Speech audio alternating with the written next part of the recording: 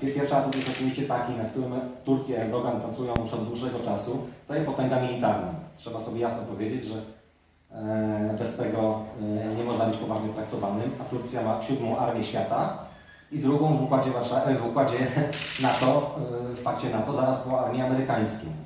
I to jest oczywiście najpoważniejszy atut w rękach Erdogana, a drugi to jest to, co się wydarza ostatnio, czyli kwestia uchodźców. Erdogan trzyma rękę na kurku. Jeżeli ten kurek odkręci, to strumień uchodźców zaleje Europę. Europa sobie z tym poradzić nie potrafi i dlatego właśnie staje się z podmiotu polityki przedmiotem z przedmiotu tej polityki podmiotem tej polityki i będzie na pewno bardzo poważnym graczem, bardzo poważnie traktowanym, co widać już w tej chwili rozgrywa kwestię rosyjską, prawda, jedzie sobie do Putina, rozmawia z nim, pomimo tego, że na przykład w kwestii syryjskiej się w ogóle nie zgadzają, stoją po przeciwnych stronach barykady i potrafi strącić samolot rosyjski, a potem rozmawiać spokojnie z Putinem, powiedzieć o tym człowieku mój przyjaciel, prawda?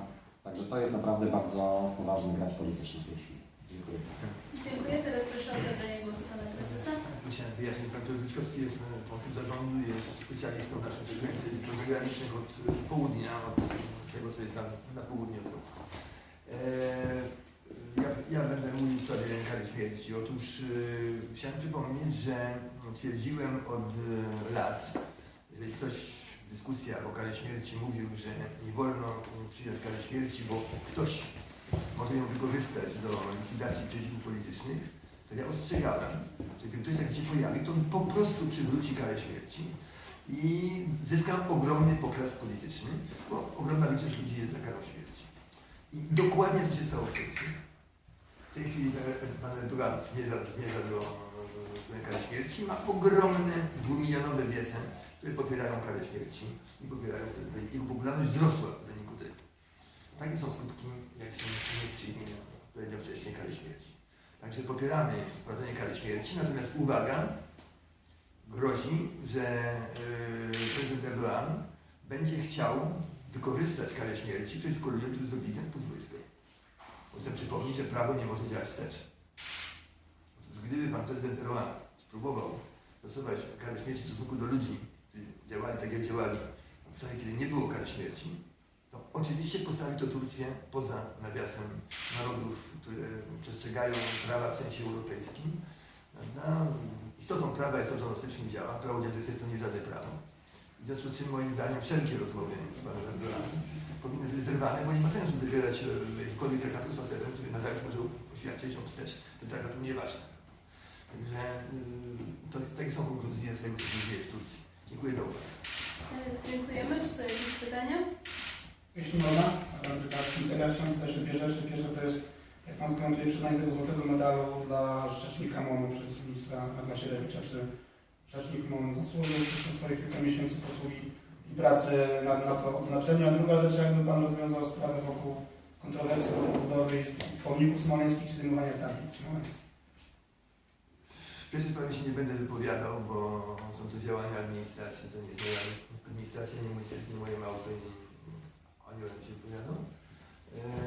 Co do sprawy drugiej, no mamy wyraźną jakąś chęć tworzenia nowej religii. Najpierw mieliśmy do czynienia z religią Holokaustu, to była religia, którą nie można było słowa powiedzieć. Teraz buduje się drugą religię smoleńską, gdzie nie można też słowa pisnąć.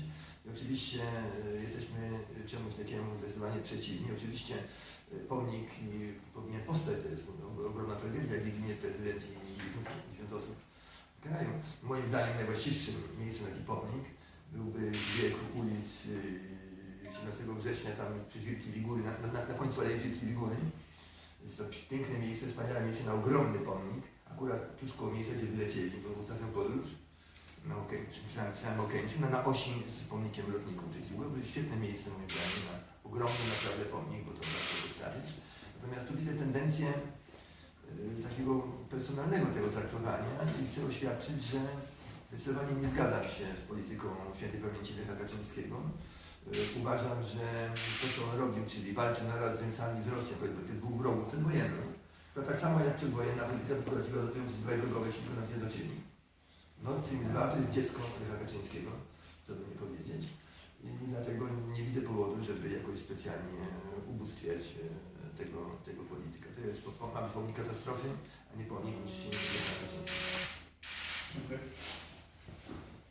Jeśli nie ma więcej pytań, to dziękujemy. Jeszcze jeśli można, chciałem spytać o, wracając do Turcji, jakie według Pana mogą mieć konsekwencje teraz te działania, które tam się dzieją i Pana Erdoğana, co to dla nas oznacza? Trudno powiedzieć, można zauważyć w Parlamencie Europejskim, Komisji Europejskiej, zresztą pojadę tam za 2 tygodnie się rozejrzeć, ale jest kociokwik. Ja cały czas ostro atakowałem panią Merkel i pana Schulza za to, co oni robili, za forowanie Turcji i tak dalej. Teraz oni sami są kociokwik, no bo nagle wychodzą na to, że popierali człowieka, który wprowadzał karę śmierci, co jest dla nich coś strasznego. No i chcą wprowadzić wstecz, co dla wszystkich jest czymś strasznym. No i teraz oni są w bardzo słabej pozycji i będę dalej atakował domagając się dymisji pana Schulza. Dymisja pani Merkel to już nie moja troszkę, także oni zdają sobie sprawę, że zrobili potworne głupstwo i teraz nie zdają się odblokować. Dziękuję. Dziękuję. Kolejne pytanie.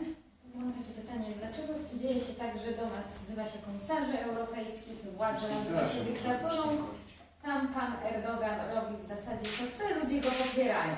Jak to jest? Jak to jest możliwe? No, do nas się wysyła komisję, bo taka różowa pajęczyna, która oplata Europę, taka oślizgła właśnie maść, to bardzo jej się nie podoba, co się dzieje w Polsce. Mnie też się nie podoba, ale z innych powodów niż im. Więc proszę nie łączyć mnie z tymi ludźmi. No i oni wykorzystują takie właśnie osobiste powiązania, takie i owakie.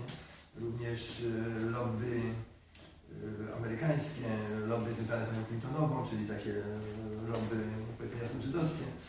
Tutaj wpływa przez swoje związki w Polsce dość silne i wywiera to inaczej, żeby antyrosyjskie to są akurat również PiS jest za tym, także to bardzo niekorzystny wpływ wywiera na Polskę.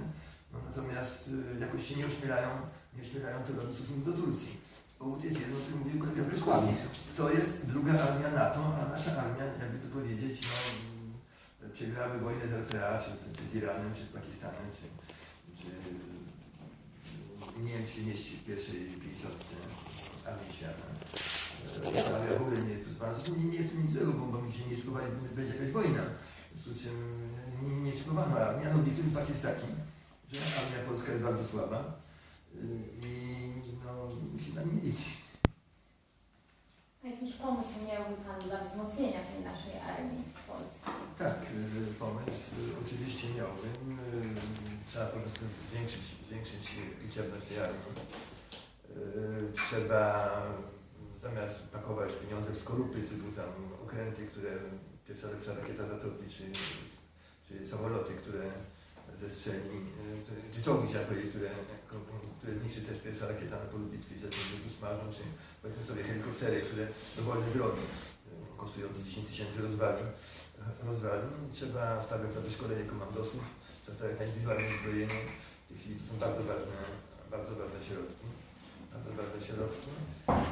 I 100 000 ludzi doskonale wyszkolonych, to jest znacznie więcej niż nawet 1 000 000, ale uzbrojonych w karabiny i jakieś takie XIX-wieczne sposoby walki. Musimy mieć obronę terytorialną kraju, opartą o powszechny dostęp do broni. Każdy mężczyzna powinien mieć w domu broń, tak jak w Szwajcarii, niekoniecznie karabin, ale pistolet przynajmniej. I dzięki temu no, każdy napastnik by się bał wkroczyć do kraju, w którym każdy mężczyzna ma pistolet i może wystrzelić. No i oczywiście ta armia zawodowa, tej 100 000 ludzi, bo tu mamy 100 000, ale z tego tylko 30 000 nosi broń, jeszcze to jakieś tam bataliony kobiece, tam generałowie, pułkownicy, urzędnicy przede wszystkim. A na 100 000 tych komandosów mówię. I 1/3 tej armii powinna nieustannie być gdzieś poza krajem gdzieś walczyć, bo wojsko, które nie walczy, po prostu zywieje, degeneruje się. Także to w ogóle wojska są oczywiście ochotnicze, więc idą tam, zakładają ludzi, którzy chcą walczyć, nie chcą walczyć. Także ci ludzie powinni się cieszyć, że będą gdzieś tam walczyli swoje umiejętności, to będzie Afryka, czy gdziekolwiek, czy Azja, misje pokojowe, czy inne, gdzieś my powinniśmy to robić. Utrzymanie żołnierza w klimacie ciepłym kosztuje taniej niż w klimacie chłodnym. Nie jest to żaden większy koszt.